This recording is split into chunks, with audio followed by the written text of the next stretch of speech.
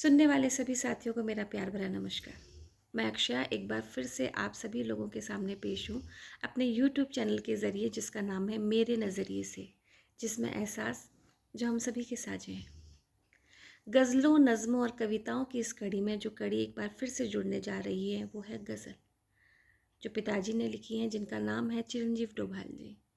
और ये मैंने उन्हीं की किताब जज्बातों के ज़कात से ली है। इस गज़ल का उन्माद है घर नहीं मिला।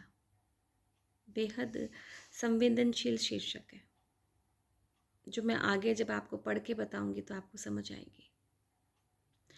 इसके बारे में एक विशेष बात मैं आप सभी लोगों के साथ में शेयर करना चाहती हूँ, और वो ये है कि ये 1992 में राजस्थान पत्रिका में प्रकाशित हो चुकी है। तो पिताजी के लिखने का दौर बहुत पुराना है।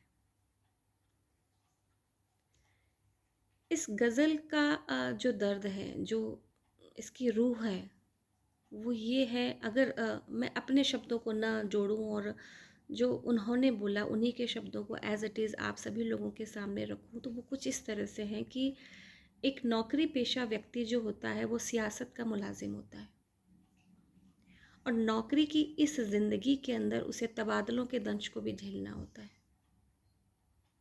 और ये तबादले होना आसान नहीं होता। तबादला होने का मतलब होता है एक शहर में बसे बसाए घर को छोड़कर एक दूसरे शहर में नए मकान को ढूंढना, और नए शहर में नया मकान ढूंढना आसान नहीं होता। बहुत से मुश्किलात का सामना करना होता है। ये मुश्किलात आर्थिक होते हैं, ये मुश्किलात मानसिक होते हैं, ये मुश्किलात रूह को हिलाकर रखने वाले भी होते हैं। मकान को ढूंढते समय जिन परेशानियों का सामना उसे करना होता है, जो मुश्किल उसे झेलनी होती है, वो जो समय है, वो जो पल हैं, वो जो अंतरात्मा महसूस कर रही है, वो जो बीत रहा है उसके ऊपर, वही चीज़ें उन्होंने अपने शब्दों के ज़रिए इसमें निकाल ली। और देखने को नौकरी पेशा व्यक्ति की ज़िंदगी बहुत अच्छी मालूम होती है, बहुत खूबसूरत, और ऐसा लगता है कि जैसे सब कुछ बहुत बढ़िया है, अच्छी सैलरी है, सेट ज़िंदगी है, लेकिन ये तबादलों के बाद पता चलता है। खैर, हम गज़ल पे आते हैं। मैं कोशिश करूँगी कि उन्होंने जो दर्द इसमें निकाला है उसको मैं एज़ इट इज़ आप सभी लोगों के सामने ज़ाहिर कर पाऊँ। पर अगर कहीं कोई गलती हो जाती है तो उसके लिए मैं पहले से माफ़ी चाहती हूँ, लेकिन कोशिश करूँ कि ये गलतियाँ कम से कम हों। तो गज़ल का उन्माद है घर नहीं मिला। कुछ इस तरह से है, गौर फरमाइएगा।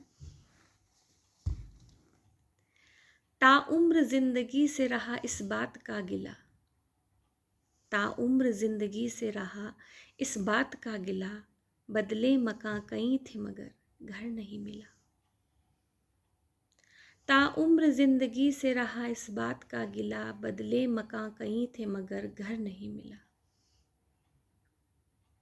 खाना बदोश हाल में हमदर्द कम न थे, खाना बदोश हाल में हमदर्द कम न थे, आँखें तो उनकी नम थी जिगर तर नहीं मिला, बदले मकां कहीं थे मगर घर नहीं मिला।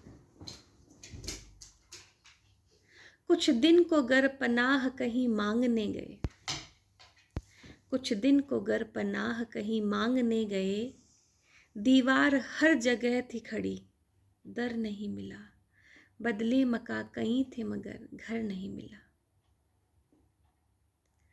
आला फ़कीर इसकी हकीकी में मस्त है,